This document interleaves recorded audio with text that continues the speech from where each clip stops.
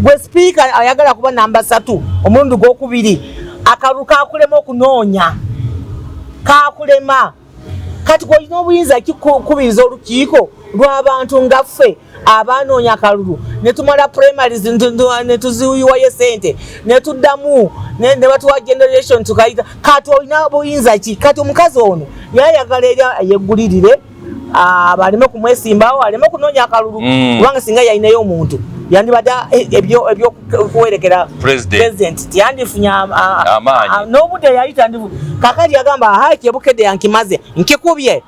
kati kantambule ne muzeeyi kati okutambula ne president yatambula naye ngandi kubanga NRM eyina mobilizer seeki member asibye ekyo kyeyatambuliramu omukazi mugezi nnyo badde omukazi omugezi mu politics ate takimanyi naffe ate tumusinga amagezi ffe tubanze muntu banamulabye dda kakati n'okwagala obwa seeki obwo ayina plan ayina agenda mbalamusiza nnyo abalungi abalabi ba Kewaza Media Television wamu ne MS Media TV nembebaza emirimu gye mutuusaako engalo. Leero Sipiika waffe omukyala Honorable Dr. Asiimwe Florence Akiiki. Asiimwe Florence Akiiki. Gwe tukyaziza olwaleero tuli ba mukisa. Tumukyaziza ku lunaku lwe baakomerera Kristo. Good Friday. Kaakati bwe tube tugenda okutambula. Tugenda kutambula ku nsonga eyo wa Sipiika. Abantu bangi nnyo beesowoddeyo ku kifo kino naye omukyalo ono Akiiki Florence Dr. mulambirira avuddeyo n'agamba nti nange kampeereze eggwanga lyange. Tubadde tetunaba kufuna Sipiika ava mu bitundu ebyo. Mu bbanga lino lyemmaze twafuna omukulu Kigongo mu NRC ne tufuna omukulu wa Kapabulo okuva mu Eastern Region ne tufuna Edward Kiwanuka Sekandi Central Region ne tufuna Mama Litwala Rebecca Kadaga Eastern ne tufuna Oranya Northern kati tulina mukyala Anita Mongo Eastern wali mulabo ya video wengolo ani Kadaga munosi yali oyo nani Sipiika twafuna Sipiika owokubiri atalijja kubolanye okay mumwerabinamu kakati tuleeta ono okuva mu bitundu ebyebunyolo bunyolo tefunangako Sipiika wadde Tooro ne Ankole tefunangako Sipiika ono ye gwe tufunye mu kiseera kino okukiikirira ekitundu ekyo. Maama sooka obuze kuba tulaba abatulaba badde tweyanziza mwebale okutuuliriza naddala program eno ya Kewaza program. Nze Dr. Asiimwe Florence Akiiki, PhD mu sociology, University of Cape Town. Nze omubaka omukyala ow'e Masindi akyalimu mu kisanja kino ate bokunjagala ennyo abantu b'e Masindi ne banyongera ekisanja kyokubiri nenfuna 70% ne mu kisanja kyakubiri era abantu b'e Masindi mbebaza bannaye mwebale nnyo kunjagala ne mumpa obululu bungi nnyo ddala. Kati leero nzizeeko twogere ku bufo guno obwa Sipiika. Mukimanyi Sipiika aba namba 3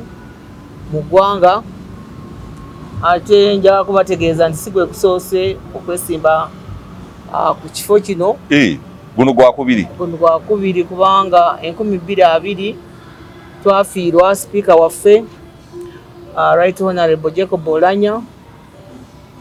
yatuvaako ekifo ne kibeera nga kikalu era NRM chairperson Electoral Commission Dr. Tango Doy n'agamba tuteekemu okusaba kwaffe nange ndi kwabo 13 abateekamu okusaba ne batuyita seeki netuyita ffenna State House tweyogereko naddala bye tukoze mu kibiina ekya NRM ne bitugenda okukola nga Sipiika. newankubadde twali 13 naye 11 ffe twalabikako mu State House. Ababiri tebalabika. Ababiri tebajja, mwalimu Honorable Sarah Payne n'omulala mwerabidde. Kati seeki olukiiko olwo lwali lukulirwa Alhaji Musa Kigongo nga chairperson yali mundoza mu nkiiko endanga bw'omanya abeera bize. N'atulekera vice we ne batuwa dakika 3 nno zokka. Eddakiika 3 bweziti zokka ndi tweyogereko. Naffe twandiganye munawe bakama baffe. Netusobola okweyogerako mu dakika 3 oluvannyuma ne batugamba tugende tugira tunywa ku kacaayi bajja kuyituyita era ne batuyita ne batubuulira nga bwe basazeewo Anita Among yaba flag bearer oba yakwata bendera ya NRM. Abamu tetwasanyuka naddala nze kubanga nali njagala kwekalakaasa kubanga nze wali ebintu byokola ne binyiiza nenga nkubulirirawo naye tetwafuna mukisa ogwo okutubuuza tuwulira tutya okujja okutwebaza nti mwebale okuteekamu okusaba. Naye njagala kwekalakasa ekiseera ekyo naye nengamba wange ekisanja kyange kyakubiri bwe naaba nga ngenda kutaawanya NRM bayinza okukola ki obutakuganya kudda. Nengamba gambye esonyiwe era ekisanja kino sikubye nnyo kerere nosirika nensirika nengamba wana kangumbe nfune ekisanja kyokubiri kubanga pati eyinza okulwanisa bwobanga okutaawanya nenguma naye kati abembasi bamaze okupa ekisanja ekyokubiri kati njaga kutereza ekitebe njaga NRM eterere era nja bagirayo byonna baba babiikiriza oba tebabiikiriza be bamanyi naye nze siri mwana muto nyina emyaka 66 so byemba njogera mbirabye regimu zonna nzirabye kati wali animba n'olwekyo kati nzize kulaba nti tutereeza Parliamentary yaffe nga tuyita mu kibiina naye ate gyasiza okuwugiza ebbaluwa eyitengana eyo gye bagamba baendosinga nti seeki yaendosinga nti Right Honorable Anita Among ne Right Honorable Tayebwa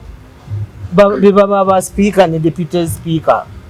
Nebuuza ate bino byavuddewa ebbaluwa ni yagiwandiise nalaba bye mwashira nga chairperson agisainize oba bambi bakozesa signal balina kuzina ebya teknolojia bayiza okuba nga bakozesa oba AI oba bakozesa electronic signature kubanga signature yo eyinza okuba nga eri mu computer oli nga awandika kubanga olaba n'ebbaluwa eyo yalina mu spelling mistake oba mwagifunako nengamba mukama wange chairperson nasigning ebbaluwa eno erimu mistakes ate nga ebbaluwa eno egenda kulaba buli omu secretary yagisoma ye computer kubeerako spell check ebe kulaga nti kigambo kino kifungo kisikya luzungu kyaliwo awo nga kiringa ku ebbaluwa bagiwandika mu speed oba ne bateekako gundi sigine kyeyo saabitegeera kubanga ebbaluwa eyo muzeeyi juzi tubadde mu caucus naye njagala gimubuuza naye teyatuwadde budde muzeeyi yatusaze kimoni twayogedde ku nsonga bbiri nga twagala tulina byetwagala kumubuuza agamba national fm nga tuyimba nga tuvaayo agala now dismissed kuba tubali tulina ebigambo byetwagala kumubuuza naye nze mba ningenda kumubuuza ku baluwa eyo sebo gwe wagisaininga. Kakati ekituufu nti amatendera tebagagoberera mu kiseera ekyo ate nga njagala kubulira eggwanga enkima tekolaki tesala gwa kibira kubanga ekitebe kyaffe NRM wali ebintu bye bagenze nga bakola nga si birungi kubanga obanga omanyi nti sipiika agenda kukomawo ate mwayisaawo simanyi presidency byabwe bibaddewo bwe bibeera bwe biribaawo emirembe n'emirembe ofuula otya sipiika agenda kufuuka sipiika n'omufuula sek member ate nga sipiika kati ekintu ekyo nakyo kyandya dda obwongo Kubanga engeri gya Right Honorable Kadaga Rebecca engeri gye yajjamu si engeri gyono gyazeemu kubanga ye yeekwasa Speaker Right Honorable Kadaga Rebecca yali second member naye teyategeera jjajja atya kubeera second vice tiyakitegeera waliwo ensonga sigamba nti buli speaker alina okubeera ki second member nabi misinterpreting ate kubanga oba muzeeyi yamukkiriza simanyi chairperson oba yamukkiriza kufuuka second member kubanga speaker mu buli ngeri baba bamwetaaga bayinza omuyita museeke ne bamubuuza ebibamubuuza kubanga ffe tulimu moki tuli muyinza tukuyita nigamba wange engeri gy'okubirizamu Parliamentary nga tetukutegeera tomanyi tulina manifesto yaffe ge tulina okutuukiriza kati bwe yafuuka second member ekyo nekinkuba wala engamba olaba olutalo lwali awo alitwala Kadaga mukazi watu bamusudde bweru kati ono ayingiddewo kati n'ebyama byaffe byonna kati ng'agenda bimanya ebya NRM avudde mu FDC tumwadde Bwa Sipiika ate kati ayambuse mangu wafuse sekimema olaba speed eyo yatambulirako eyayiriire ngamba banange think tank ya NRM lalagowa by historicals bali luddawa nga tibalaba nga speed eyo yakiri kubanga mu byonna Seeki yafuuka yakatale ebyali ekololo mwabiraba esente bananga abantu bazitikanga nga ku pick up yadde bagaba sente ekifo kya Seeki ebifo bya Seeki ne bifuula byakugula nimbalira ddala NRM pate yange geneyagaliramu kati efuuse katale ko Bwiino bananga esente zaali wali kololo tutogananga bukolwa ayayayaya ate ebyo tebyaliwo tebibadde bwe bityo Right Honorable Kadaga bwe yaliwo n'abaana baagenda abasinga banna tufunye basekimemba abasinga bapya kitalo nnyo kubanga abakadde bonna mwabagoba twabagoba ne watasigala muntu n'omu kati ekyo epata obogitwalawa kati institutional memory eriruddawa bona bapya bazese sente abampuli ababatwala Dubai ba members nga babaga balon byonna mwabiwulira nga ba voters bona bamba batutte Dubai bano babawadde emitwalo 3 buli omu buli delegate kati nze nga member aludde mu party eno nga ndabira ddala tuvudde ku mulamwa ogw'ekibiina kati akalulu konna kafuse ka sente so n'olwekyo nga tumaze obwa Seeki kati nga bwe ngambye enkima tesala gwa kibira kalina eyo ebbaluwa twebuuza omemba ayagala obwa Sipiika ekisanja ekyokusembayo naye ali wa Seeki kati awo tugenda kati bwekuzingawo bwebanga oli ku board oli part of the board kaddala aba board members baba mikwano gyo kati tuyinza okugyamu omukono timwalimu omukono gwe mu bbaluwa eyo tuyinza okugyamu tekisoboka kubanga naye ali ki naye ndowooza Seeki tennaba kutuula kusalawo simanye ebbaluwa eyo anti njagala baveeyo batubuulire ebbaluwa eyo ntuufu oba tebiri ntuufu kakati ku kifo kino ekya Sipiika ogenda kujjanga wa NRM obanga independent anti nze njaga kusooka tugende mu kooti tuwabire Seeki bave bagambe baluwa tebagimanyi mbagambe kuba constitution ya NRM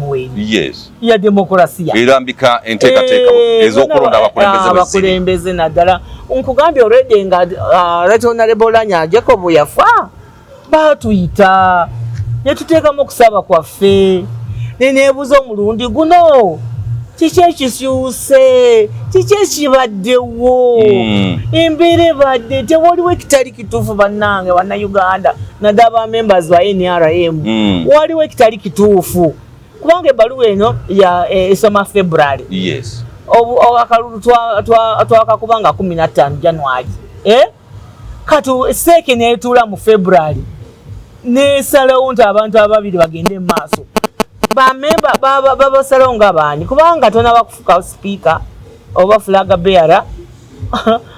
oyina okubanga bakulayiza kubanga twana nakutwaliza mu Febuseke etudde bonna tukyali ba MP ba 11th Parliament kati bali bayindosinganya tebalina bali bayindosinga baani kubanga tebanatulayiza tetunakufuka ba MP ba 12th Parliament kati ebbaluwa eyo ddala bwebuuza ani agikola uyewo endosinga baani tebanaba nakulayizibwa kati ebyo byonna nebitusobera kwenva ngamba nja kukozesa tujja kulaba baloya bange bafutafute ebbaluwa eyo ddala baatuula naye banga baatuula banga bakikola mu bukyamu procedures zonna bazigoberera procedure bazigoberera kubanga pate NRM pate teri waggulu w'amateeka it's a party it can sue and can be sued kubanga eri registered ekituufu kati nze nga memba afaayo kulaba demokrasiya agobereddwa nange nina obuyinza kuteekayo nja kusooka mpandike ne muzeeyi nebbaluwa ngenda gimuwa nebyakooti tisibijjeemu kubanga ebbaluwa oyinza okulwawo ate ngenda kuzigenda muzeeyi ngenda kumuwandika chairperson wange mugambe wange kiki ekyabaawo muzeeyi kiki ekigenda mu maaso wano nga sibitegeera nze njagala kwesimbawo ndinze bampite nteekemu okusaba kwange nzije mbannyonnyole lwaki nzize kati musazeewo mutima yebbaluwa muzeeyi gwe wagiwandiika kati nze ndize wano ngenda kwesimbawo nze njagala kwesimba mu kitebe kyange kakati ebbaluwa weeri leero mbadde kujjako mbadde zewali ngituusiza wakati eya muzeeyi yengenda okumuwandikira n'olwekyo kati obwa sipiika bwetyo omuziza ogenda kwesimbawo nga independent oba nga NRM nkyalwanira mu kibiina kyange munda bambulire bayendosinze nga tebatuyise oba nedda kati bwe banaagaana okumpandikira oba kunziramu ndyoke nzije nga omuntu yenna nga MP wanja gamba wange amateeka byonna mbigoberete aba mbabuuziza timunzizeemu ebbaluwa temugyeganye kati nze wange nze kange nga MP kubanga buli MP alondeddwa akizibwa kola ki okujja okwesimbawo kwa sipiika naye nadyagadde nzije mu kitebe ngempitire mu kitebe omwo twelonde tulabe ani ayiseewo naye bw'oba nga ayiseewo nga bwe kati ebintu bwe bitambudde esente zitambudde bannanga abantu babawa sente kati n'ebyo minza obutabyenyigiramu nnyo kubanga already ali seki member ali incumbent esente aziweereza abantu bonna abawadde sente kakati ebyo kwenyigira mu kalulu ngaako kaba kazimyuze kangende abantu nonya kange akasente sijja kasobola kwansi zirina kwana babaka nabagambi sigenda bawa nusu neji wadde 10 ekimu wadde 10 kwa muli babbe tiwoba sebusi speak gundi MP afune sente ngezo milioni 4 plus nze nzije nkuwechi oli wa bei bane MP oli wa bei temwefula abantu abatali ba bei pozi nga temwemanye bitiba byamu bane MP muntu wa bei afuna milioni 4 plus kati obono wa meka kati namu wa meka kati ngowa zaki kubanga bwe munalonda ngenda kubayamba kulaba nti emirimu gyamu gikola ki gitambula bulungi kubanga 11th Parliament je tulimu yo yafa eri ku gundi yetaka kuzika buzisi eri ku drip yagala kuzika buzisi kubanga wetwogera sebo mu committee zibo na tulina committee kati 30 kubanga awole ka committee ke twatondawo inaku ezo ka lands kubanga tuli tubadde n'obukiiko 29 kati tuwezeza 3 obukiiko 3 emirimu gyabwe aba chairpersons nze ndi deputy chair of science technology and innovation nze nange ndi muntu w'amaanyi mu Parliament aha yo minister wange kati nze deputy chair nalweki tebalowooza nze mbuka bubuuse njagala kwa speaker nange mu parliament nina ekifu ndi one of the abakulembeze juzi nawandika ebbaluwa nga mpandikira ani speaker wanga ya endorsing buli kimu buli sente zonna ziyita wuwe teri sente efuluma nga tataddeko ki mukono nga nsaba sente ngende committee yange gende koki erambule industrial hubs kubanga industrial hubs twagala kumanya abaana babasomesa biki technology ekigwe balina engeri innovation gye bakoze twali twagala zonna tuzirambule kwe kungamba tewali sente nimbagamba sente zalaziwe twagenda mu primaries mu June eyo ennaku zonna tubadde tetukola kati sente bonde sente za quotas nezonde ezibaddewo esente zalazeewa kati nolwekyo nzize okutereeza palamenti kati sente temwazifuna tewali nanusu nemuteri kitambula nebwetwogerera kati okujjawo bembulaba abakosase bani abo obukiiko buno bwaki accountability bukomiti bona bwebakadda kakati ate bano ababaka betwalaba nga bagenze Namibia okubenchmarkinga bafuna 1.7 billion bakosase babani kakiiko kyako kwegamba obukiiko bwonna bwafa emirimu gyabwe obukiiko tebutambula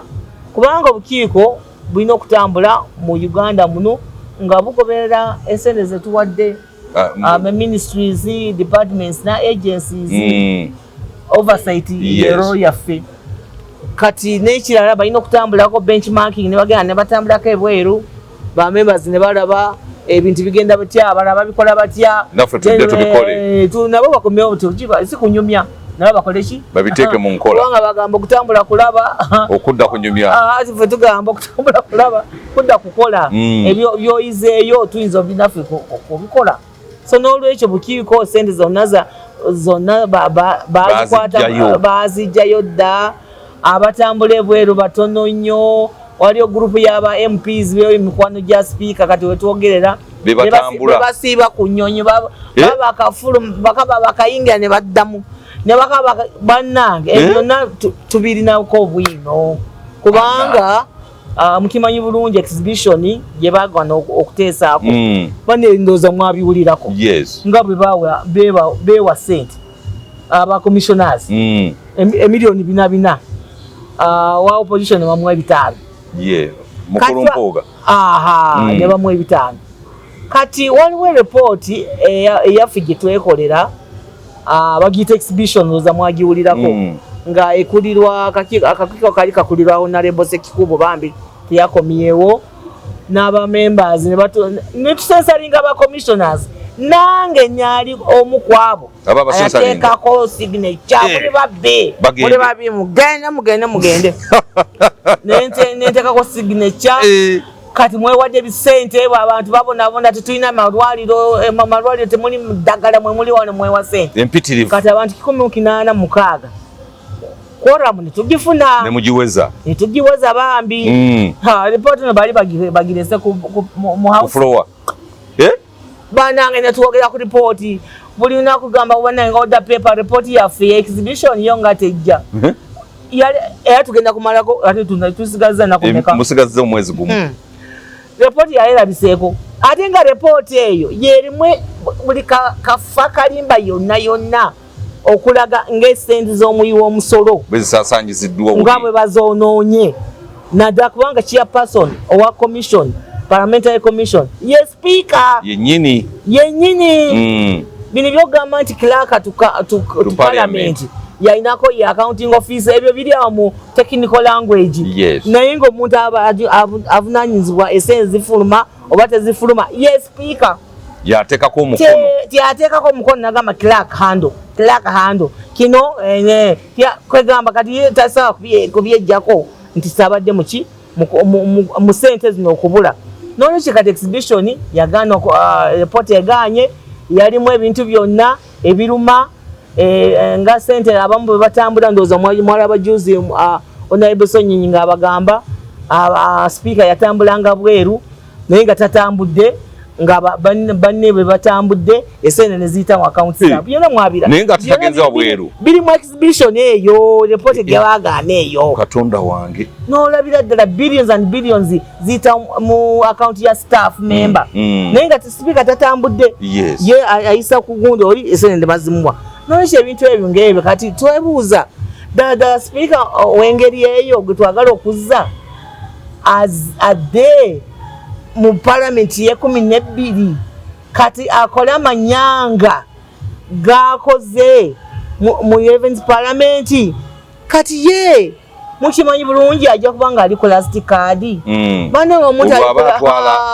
ayola buyozi banange mutyanga omuntu ali ku last card ng'amanyi tagenda kudda ate talina ekifo wagenda okujja sente nyingi nga parliament ono omwa kifo ki tolina ono omwa vice president tewali sente ono omwa prime minister wali amabaati goka ebinakusobona naye yakakwata mudda wangu wali yagaza teyagabba teyagabba n'agakomyawo kati speaker yowengeri egwe mwagala okuzza amabaati yagabba bino ebirala byonna esente azisiza mu mamanya amalala buli kimu kyonna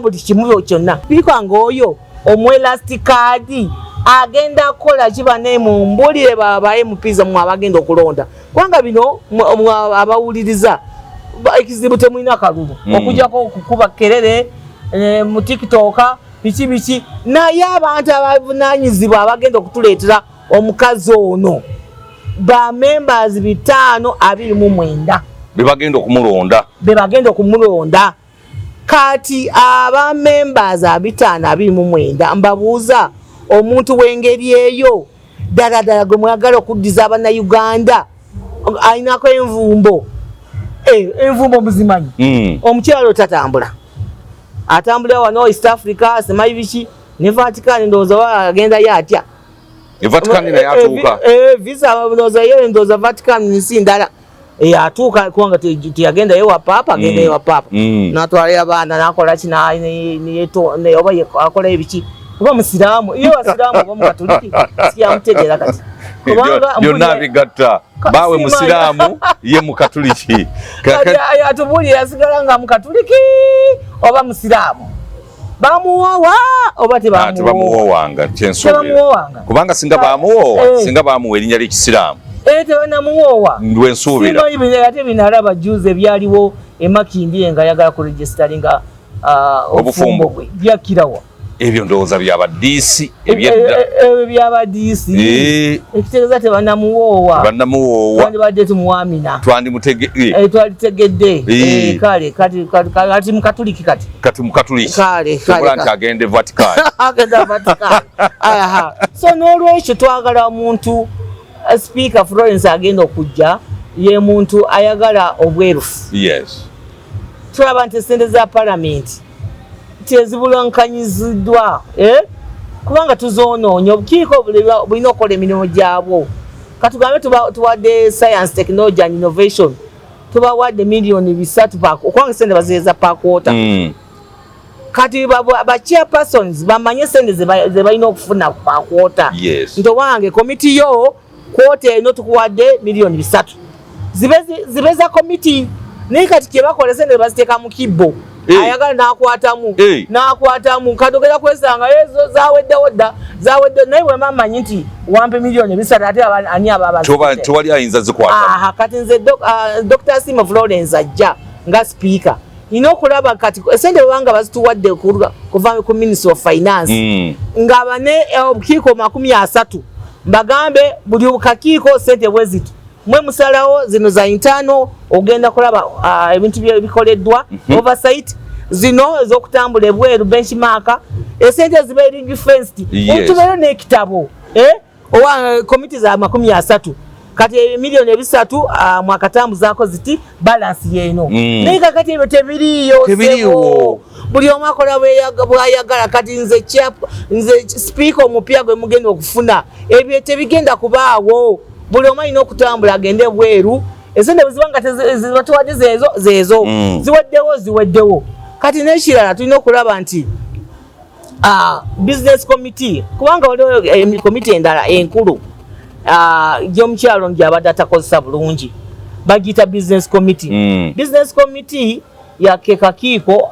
akabeera mu chairpersons of committees. Kati bano babanga cabinet yo naye omukyala ye kubanga akimanyirwa bwanajja n'atusinkana tujja kuyomberayo kubanga committees taziwadde ssente. Egyo committee yagisalayo dda business committee tekola kati asiimwe Dr. Asiimwe Florence ekintu kyensoko ogenda kukola kuzaawo business committee mubere ne communication ne ba chairperson wa committees ekintu ekikulu nnyo business committee eringa nga cabinet nga executive nga his excellence buli Monday babeera ne cabinet kati nange nga speaker nina kusalawo olunaku bwe naatuuzanga ba chairpersons of committees ne tuteesa bane session eno tugenda kuwisa kina kubanga mu business committee mubeera mu prime minister kubanga ye leader of government business n'atubuulira cabinet basazeewo kiki kyetugenda okuyisa kubanga abasinga chairpersons abasinga ba NRM okujjako bino bwa accountability committees bukulirwa abaani aba opposition ekitegeeza committees obusinga bonna bwaki kubanga ffe tuli muyinza ffe we are the majority. Kati oli prime minister n'atuleetera nti owange cabinet twasazeewo kino na kino bills zino ze tugenda okuleeta mu session eno. Kati ba chairpersons bonna babenga babakimanyi ne babeera informed naffe ne tuteeka mu naye ono yasalawo okutusala ye yasalayo kubanga akimanyi tulina olugezigezi ye akola byayagala.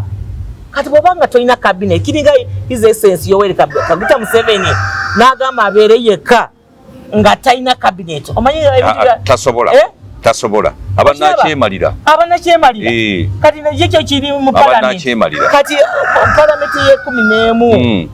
yanakyemalira kubanga cabinet teriwo kubanga ffe cabinet deputy chairpersons and chairpersons the cabinet wa speaker buterevu kubanga beba processing bills zonna bebalina okubulira ba members baabwe nti kigenda maaso bwaba ensonga aba members balina ze bemugulunya wa chairperson babina obileeta mu business committee. Kati nze Florence gwe mulaba nina okuzaawo business committee eyo kubanga y'amaanyi bwemanga sigikozeseza ndinga nja kubanga ndi nakyemalira then waliwo staff members bangi aba staff abali recruited babenzo bajja ne babyombolira tibane tulaba aba staff nga bajja faba abakugu tebatufaako tuli qualified ne tuba tuli awo balese ba recruiting abantu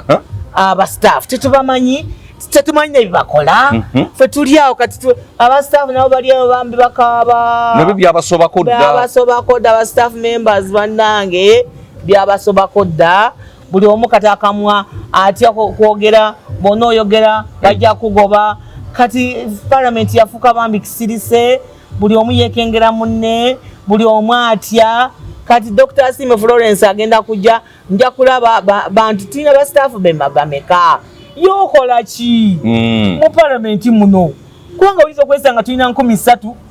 ba staff nga tebasaanidde n'okubeeramu nga bangi nnyo tebalina kibakola kujja kulya ssente zaki za muwi wa musolo. So tuteekemu tugamba tulina kuba abakiraka bwe bati tulina okumanya positions meka ezisaanidde kuba muki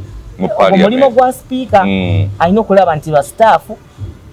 bali qualified ate nga ne recruitment process engeri gye bawandiisizaamu eri open nga balina n'ebitabo balina n'obukugu obwo. So Florence agenda kulaba ndungamiza ensonga eyo abalimu nga aba staff ba parliament sigambye nti ngenda bagoba naye tujja kulaba engeri gye tugenda okula mumbuli ebiki bye mukola qualifications muzirina oba mwajja mubeera mwajja buzimu ngeri kakati honorable waliwo ekintu kire kigambibwa nti nno waliwo sente ziwagikibwa mu budget y'eggwanga ezitali official nenga baziyisa mu committee ne baziteeka eno billion bweziti kiri kiti ekyo nakiwulirako era his excellence Yoweri Kaguta Museveni nga aweereza state of the national address ya 2024 ekintu yakyogerako agamba nange nayimpulira buulizi nti mulimu obulyake mu Parliament, mulimu obulyake mu finance. Leero nkizudde, leero nina Bwiino. Muzee n'akikoba wali. Leero nafunye Bwiino nti waliwo ki obulyake mu Parliament, mulimu obulyake mu finance. Ba finance bekowana na Parliament ne bateekamu ssente. Waliwo budget ye oba ya 2024 yebagano n'okuyisa nga abazinziseemu nga bataddemu ssente bataddemu ebisente. Mwawuli abamu babakwata kwawo oba byagwerawa baali bongeddemu obuwumbi 30. Ssente nyingi ze bali bataddemu naye mwawuli ababakwata kaawo. Mwalimu simanyi Honorable Owelwengo Namuju ne wabeera mwalimu bangi awo ate nze mbyogera kubanga site bajja kunsiba kubanga byaliyo babatwalako. Kati ebintu ebyo nga bayita mu komiti, kati ebintu ebyo nze nga speaker owa Parliament ajja wa 12 Parliament, ebintu ebyo nnyo okulaba mbinwanisa. Ba chairpersons bonna bagenda okwekobaana ne budget committee n'aba Minister of Finance okuteekamu bisente byabwe ebibadde ne bawagikamu kubba sente za wa musolo. Ebintu kusagala kubiwulira. Knowledge budget inakufuna special person andabira budget kubanga babisayiseyo nagekenenya biki bataddemu ebitategerekeka ebyo. Inakufuna na expertise kubanga ebintu biyiza okuyitako. Expertise agamba wano waliwo obuzibu awo tubimanye. Knowledge esente z'omuli wa musolo saagala zigotanirwe kubanga tetulina ddagala. Enguudo mbi nnyo nga butwagambye His Excellency yagambye bannange mulundi guno tugenda kulaba nga enguudo tuzikolewo n'ebinnya bisuuse kati mu Kampala yonna bannange tewayitika bannange tuswala kati sente bano ne bazirya kati n'olwekyo nga speaker ina okulaba twabadde mu caucus era nebaza chairperson waffe yagambye ekimu ku priorities oba ku nsonga nkulu kijja kuba ku masanyalaze kwa na masanyalaze enaku zino sikia bitege gavwako n'okusinga bwekyali sibitegeanze amasanyalaze nyuze bintamye agambye agenda kuteekako essira ku masanyalaze ateekeko essira ku nguudo n'olwekyo yagambye Minister of Finance saagala kumanya saagala kuwulira ensonga zange ziri ttaano ateekeko ebyobugagga wealth creation ateekeko science and technology yabyogedde ebiwerako n'olwekyo enguudo esente zisinga bagambye trillion 84 yagambye tugenda kunoonya sente trillion obutabalika 84 kubanga luli tubadde ku 7.2 naye kati bagambye budget egenda kushooting etuke mu trillion 84 bagambye n'agambye ku sente ezo okujja kusasula emisaala kubanga ebyo bibina okukolebwa. Esente zisinga zijja genda ku bintu ebyo masanyalazi nguudo science and technology yagambye tulina orders nyingi za basi zinezakira bwe bagende South Africa ebasi yagenda South Africa netuuka nga eyagonde ya electric abantu bannange bakola order basi ezitwagala bweziti sente bazirina ezokola basi kati muzee yagambye gun science and technology mutuwe sente kole basi supply nga abantu kubanga basi jja kutuletera sente. So n'olwekyo speaker ono omupya bingi byagenda ngenja kubanga nkolagana ne executive of course kubanga tulina manifesto yaffe kubanga speaker niwankubadde abeerawo abantu bonna opposition na NRM neyinza okumanya mukama wo yaani kubanga yeti eri mbuyinza olina okutegeera manifesto yaabwe baba bagamba nti twagala kuteeka essira ku kino wetojja kubeera nga ojja okiwakanya nga speaker. Of course nja kubanga mpeereza omukisa ababubi ba alternative government oba opposition nawo ne boogera bonna nja batwala nga bonna bantu bali Uganda naye nga amasiga agensi gabasatu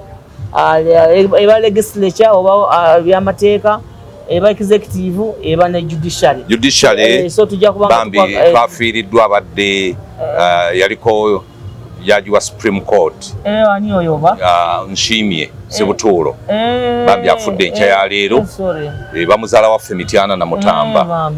kitalo nnyo kya Nshimye nsaba Butulo bambi sore so kati tujja kubanga tukwagatanira wamu kakati sofaako nalebo ababaka obayiseemu n'obatokota okukuwa akalulu obayiseemu sinaba kubayitamu naye mbadde mayinge nabakwatira eyo ekyankwanzi naye tebannatuyita nze simanyi nekigenda maaso wiiki ejja mugenda bagenda kutuyita wiiki ejja mugenda leero meka era sipiika leero meka olwalina kuzomwezi 4 wiiki ejja mugenda ate tugenda nga tubatwadde ebbaluwa bajja kubayita bagenda bayita era ndabye nga sipiika apostinze ng'agamba nti no wiiki ejja agenda ku orientation ey'ababaka abapya n'abakadde nengamba agenda kugenda ngaani nga seeke agenda nga seeke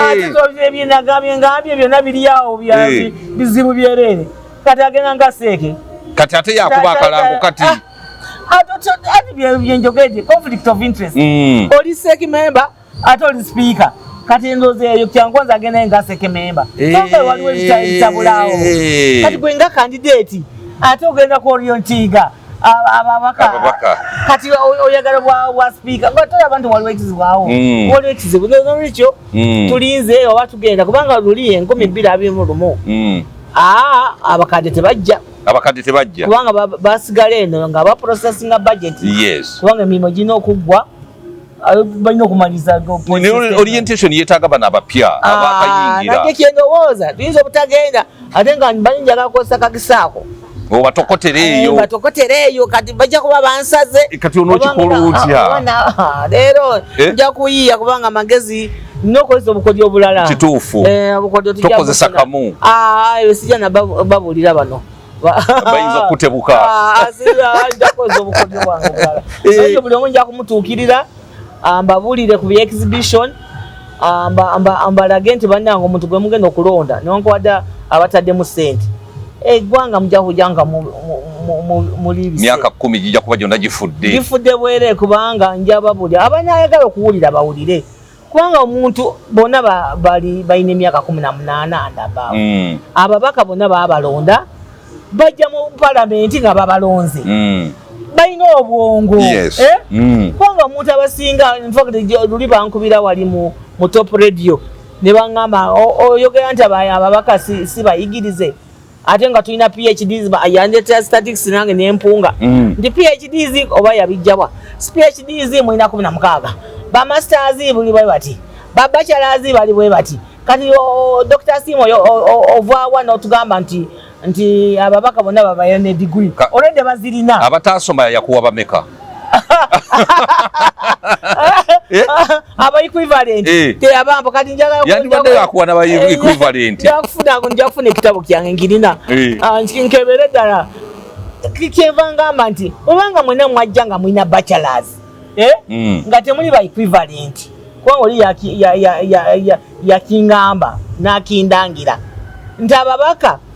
abasinga basomye balina obwongo nkubulidde epalamenti 11 ebadde enfu obukiiko tebutambula sipiika esente abadde aziisa ku akawunti z'abantu abalala sipiika ba committees nga mikwano gya nti atambudde itatambudde nalina okuziisa kuba staff asobole okuzifuna nkubulidde sipiika alinako envumbo yebuzaabuza nti kubanga bamuteekako envumbo kubanga yayise etteeka ery'ebisiyaga si kyekyo mukugolinge bamuteekako envumbo nga ensente zamuyiwa musolo azikola ki aziduubuuda kati byonna mbikuwadde gwenga omubaka omupya kubanga abakadde si bipya babimanyi abusinda n'enjiri gyembagamba okubijja kubagamba bugambi mmwe mweddeko kubanga mubimanyi bwe tubaddemu naye abapya alina ekizibu kyabapya tulina okubawa information kubanga abakazi batuna abasajja batu bajja bagenda kujja nga tebana kye bamanyi kati nyo okusala magezi ngeri ngembatuusaako ebintu bino kutuuka okulonda oba mu meeyi oba tulonda ddi ndoza oluvannyuma okulayira nga tumaze okulayira balonde sipiika gwe bamanyi nti tagenda batunda kubanga kati bwe tutuuse ekibiina kya NRM kiri bakitunze highest bidder kubanga fuuka seeke esente yafulumya nkumi mpitirivu kakati ne bwa sipiika nabwo agenda kubugula buguzi ajja bawa sente ababaka era ababaka mbakubiriza bannanga naddala abapya abakadde sinyine ekizibu nabo kubanga abasinga nabo bali ku last card guno gwe gusembayo abafunye chance ne bafuna second term kati oyagamba nobawe mwesidda ne bwesifuna kasanfunye nonye bosavinga emyaka 10 ofuna pensioni kati abo oyo tomweteekako ajja kuzirya agambe oba banonda oba tebanonda oyo agenda kutunda eggwanga nga tumulaba naye kizibu kiri ku bapya bano bebagenda okutununula abakati tebagenda kutununula naye ate abapya baavu nnyo be banaabawa ku ssente banaafaayo okulaba nti eggwanga lyabwe tebalitunda kati abapya ngamba bwe nti abapya wampulira oli wa bbeeyi omubaka yenna azze mu muliro ayise omuliro guno gwe tuseemu tebibadde byangu omubaka bw'obanga ddala olina katonda nkubulidde nti ababaddewo bulyake ate omukyalo ono ali ku last card agenda sente zonna ziwuuta kati bwakuwa miliyoni 10 kwogenda okukoma kubanga nobona ogenda mu ofiisi ye ajaga nyabo ogamba ki saakuwa sente luli saakusagika onjagaza ati enyabo njagalayo ka trip nyagananga kutambulako Dubai enyabo bafukamira wali basanga bafukamira ngala birusiru bino bafukamira wali mugondo mu office ye nyabo njagalayo ka trip nange tambuleko kati nkugamba bwente omupya oli wa bbeeyi buno omusaala kati totunda gwanga nkwegayiridde omukyalo nto mwaka lulu apana kombya ani narebo nabanja yagamba ebitaano 29 mbadde ngamba bwe nti omukulembeze aliwo abatadde mu kashi nkimanyi ate agenda kubongera azinoonya empitirivu azinoonya ajja kubanga abatwala mu Serena ajja kubatwala mu Sheraton Imperial Kigo onti zime bya baby kati bana babaka balabe nga bamanyi nyonyonyo balabe bannange yone ngate tutugangangao bannange wano nga walungi bulala bannange nga banango yo pusi yennyini epusi ekugira bweti naye ngegera kuwala kata kakati ababaka abapya esente ezo mbagamba muzirye kubanga agenda zinoonya agenda zibawa kubanga milioni 10 obwa speaker bwagala kufana kuwona kubanga akimanyi aina plan nze kyendowooza omukyalo ono ayinza n'okwesimba kuba president ababulire ayinza okwesimba kuba omukyalo ekyo bandange mulimbulira nga oba ndibanga nkyaliwo oba siriiwo omukazi olwo gwendaba aina plan y'okwesimba kuba president lwaki njogera bwe nti ewaabwe tebamulonda yagulirira nga tayagala kunoonya akalulu kati omuntu atayagala kunoonya akalulu kyokka yagala kukubiriza olukiiko lw'abantu abanoonya akalulu alina omorosoliti oyo abayita mu tanuuru yenfuula ayagala kufuuka sipiika his excellence Yoweri Kaguta Museveni president ow'eggwanga alina obusobozi bwonna naye omusajja watto n'atambula district zonna ng'akola ki ng'anoonya akalulu gwe sipiika ayagala kuba namba 3 omulundi gwokubiri akalulu kakulema okunoonya kakulema kati gwolina obuyinza kikubiriza olukiiko lw'abantu nga ffe abanoonya akalulu ne tumala primaries ne tuziyiwayo sente ne tuddamu ne batuwa generation tukayita kati olina obuyinza ki kati omukazi ono yayagala era yeggulirire baleme kumwesimbawo aleme kunoonya akalulu kubanga singa yalinayo omuntu yandibadde ebyokuwerekera president tiyandifunye n'obudde yali tandifu kakati yagamba kyebukede yankimaze nkikubye kati kantambule ne muzeeyi kati okutambula ne president yatambula naye ngandi kubanga NRM eina mobilizer seeki member asibye ekyo kyatambulira mu omukazi mugezi nnyo badde omukazi omugezi mu politics ate takimanyi nafe ate tumusinga amagezi fe tunze muntu banamulabye dda kakati n'okwagala obwa seeki obwo aina plan aina agenda noli amaanyi sira kuzanyirako kakati nagamba ekyebukadde yankoze eki nkikubye kakati ngenda kutambula ne muzeeyi kumunoonyeza akalulu ng'okanonyezani ennimi zonna ze Uganda aina olulimi olwamanyi ebbiri oluteeso n'oluzungu aina olulimi oluganda talumanyi wali omuwuliddeko ng'ayogera luganda talumanyi kakati nagamba kale ekyebukadde yankimazi kange n'entambule ne muzeeyi n'agula ebiteeteeyi oba yakuteeteeyi byagula bwana buli womulabanga nga ali mu kiteeteeyi kipya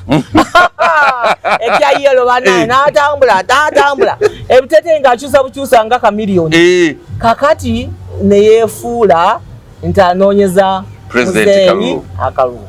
njagala kubagamba ba NRM bwe munaafuna gundi eno kiripu eno omukyalo ono yayita noonya kalulu ka muzeeyi mukikirize mukigaanye yali tanoonya kalulu ka muzeeyi akalulu yakenoonyeza naffe abafulaga bearers ffe twakanoonya kubanga tumanye ennimi ez'ebifo byaffe z'ebitundu tulina structures zaffe zokuva mu LC1 natambulanga na structures zange nze nalina ebyalo 417 nitukola structures zaffe by'abantu nkaga tokola gundi mesadi yaffe aba NRM ndiyo kitubonabona n'okulonda already tulina structures zaffe za LC already tulina abantu already tubalina already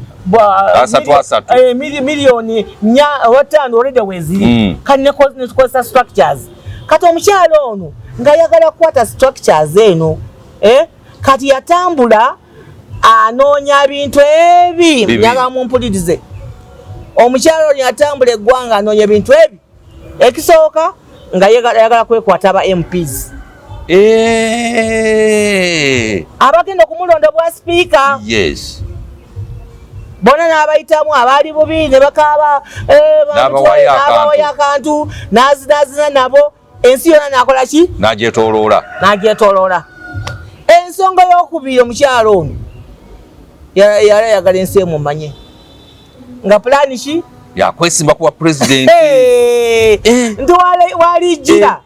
walijira okwesimba kuba president ensi yonna ekoze eki emutegedde so ensonga zaali ezi intelligence yakitegeera simanyi oba babimanyi naye nze mnyaga mbabuulire amwe researcher senior researcher ni sociologist manyi omuntu bwe yeeyisa lwaki yeeyisa bw'atyo okola kino lwaki okikola nimba nakutegedde dda nti kwate goli ku diiru ndala nze omukazi namutegeera dde bwe yajja amasini namwayiginowa nzamwaniriza namulaba nga bulabe ne mugabugabo we yagala kunyanjula wali ku podium nyanjula nga PhD tonyanjula ng'omuntu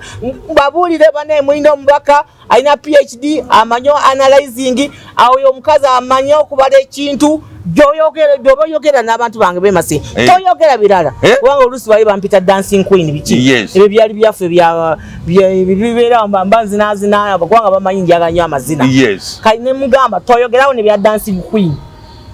yogera obagambe omukyala gwe mwalonda wa PhD ate amanyi engeri kyokola ki yokola ebintu ebirala tobyogera nemusalayo era byeyayogera nga oyogera ku ya dancing queen wano nkusse tojja kugenda teyabyogera ate nemusalayo nze namulaba bulabi nesagala nakumwaniriza nga manyi byaliko nze namutegera byaliko ng'omanyi byagoba kakati munnange ekya Sipiika kati ebya national abimaze ensi yonna emutegedde atambudde azinyezinye ayambadde ebiteeteeyi bya 10 byonna bimazeewo agenda biteekawo ebiteeteeyi bane yagula biteeteeyi bingi bizibu buli zaale nga yakiteeteeyi kirala ensente zaffe za Parliament zazanyiramu kakati ekisigadde bamulonde Bwa Sipiika agenda zikuuti omanyi Parliament oyo mukazi akontrolinga trillion ne billion 3 buli mwaka buli mwaka trillion number gya controlling kati omuntu oyo olina okumutya kakati muwe last card eno akuyolere billion agenda gikubise omutegeere agenda gikukubisa trillion kasitaji kwata bwa abakumaze ajja kujjako emisala gyaffe allowance n'owasigazirako billion 5 siba zirwana president bajja batubulire gundo tuli wano common man's chat abatubulire aba candidates how much do you need to run for presidency is a billions what is obuwumbi nga 50 kati yebwe aba n'ebitaano yakumaze already structures zonna yaziyita mudda azirina eza NRM ati yeseki member obiraba omukazi bwe strategizinga yes olaba nga bwalinye eyo speed yiri yogiraba agenda wa president omukazi speed gyaliko ayagala kuba nambemu bino bya namba 3 tabyagala era kasita mumuwa obwa exchange kyokubiri agamba kasita atula mu ntebe wali nga kiwedde kati gavumenti omanyi wegenda kumwegayirira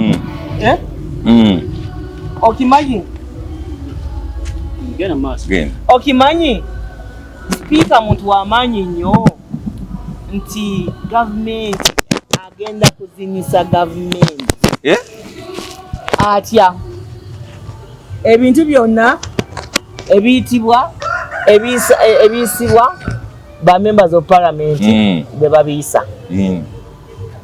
ba members aba parliament bona ajja kubanga batadde mu butaano mu ngalo ze kati odeeta ekintu kyo kyoyagala okuyisa osoka kuyita mu ofiisi ye bagenda bamuleeta omukazi oyo bagenda bazinisa nyabo twagala oyiseewo kino ajja bagamba ompamu mmeka kalagenda kuba diila jako akalinga ka trillion kati byagenda okukola bina mu kisanyi kyokubiri deals mugobi wa diiru oyita goba diiru nawo nozigoba kyagenda obakola gavumenti kyagenda okukola gavumenti buli oyagala nkuyisiza ekintu kyo ompameka ziteka kwa odeta ate zigenda kwa executive katugambe ebyempulira ebiyitanga n'ebyo zeemu abiwuliddeko agamba kale anti oyagala nkiyise anti nja kumubulezinga bamezi mukimanyi muntegeera bulungi awalika esobola kuyisa ate oba ayinza n'ogamba yes have it naba MP nga bagambye no temwabirabanga nakikubawo ye nagamba the eyes have it ate nga mwena mwogedde no kati ajja bagamba government executive mwagala mbayisizawo kino mumpe kubanga akimanyi tagenda kola ki kudda tabeeguya ayinza n'okusala kuddayo mu FDC tabeeguya sente azikoze kubanga omuntu ali ku last card aba takweguya oludde omuwadde entebe niyo amaanyi eno yatula wayi n'alagira executive do this executive what alagira bulagizi ayimbi n'abawoggolera abubona banga tuboggolya ngabula bwono akimanyi okufuna PhD kitegeeza ki takitegeera ne papula simanyi oba birina n'oba tabirina sibimanyi tulina obinoonyereza dada n'oboggolera omuntu wa PhD omanyi kitegeeza dancing queen ompita dancing queen tolina manya gange togamanyi so kakati gavumenti eyerinde nti omukyalo ono babanga atudde mu ntebe bagenda kuzinira ku nninga balina okuzinira ku tuni ye balina okuzinira ku space byayagala okuyisa ayinza okunzika eggwanga lino nkyogera ate nga nkikakasa omukyalo oyo ayinza okuyinzika ensi eno bwati dakika emu njagala obasibule bannayuganda nkimanyi ebigenda amaaso mubadde mubiraba mwatukoowa dda abannayuganda mwatukoowa dda palamenti mwagikoowa mwekalakasa abakazi batu ne beyambula wali ku gundi nti mwabiraba nga amakulu abagadde mwekalakasiza mweyambudde Parliament mwagikoowa dda nange nagikoowa kati kevanvaayo naye mungambire ku baani ku ba MPs bammwe ngawe bayimba mungambire ku Jennifer alekedeza obukaba kati nange mbagamba mugambe babaka bammwe nti Dr. Simu abagambye esente muzirye z'omukazi yagenda bawa sente nyingi azinoonya nze nkimanya azinoonya naye muzirye naye apana kombya kubanga akalulu kanki kakyama tugenda kololo akalulu kali wakati wa gwegwegwe bwe balonda ng'ofa ku ggwanga lyaffe Uganda ng'omanye nti omuntu alinako evumbo kati omutuleetere omanye nti kati Uganda ogibise ekifaananyi kya Parliament kyona okyonoonye kubanga bakuwadde sente esente sikuganya okuzirya zirye naye ezo zaffe mukimanye bazitumye mu komiti zonna baziyoddeyo teryatambula ezo zamwe muzirye naye mugambe omukyalo ono otumanyira nnyo otugula otya sente tugenda kakuwa badi nja kusanyuka nga bakakuyiridde abakambijiridde abanange ne bagamba ne Florence mukazi gwa wabale kutulira ebyama oli omukazi apana kombya kubanga agenda kututunda Uganda agenda kitunda oyo dira ye yajja kola sente teyajja mu kitebe kyaffe kutuyamba NRM bate babalimba oyo yajja kola sente bananga ababaka 529 tubegairide eggwanga lyaffe Uganda lirima mu mikono gyamwe Katonda alete omwoyo omutuukirivu abalungamye mulonde Sipiika omulungi nga Dr. Simu Florence Akiike mukama bankumire Pasika enungi mwebale nnyo mwebali eddala kale wetwe tutambudde ne Dr. Florence Akiike okuva e Masindi ayagala kifo ky'obwa Sipiika bwa Parliament ey'omulundi ogwe 12 mbagaliza ekiseera ekirungi mwerawo.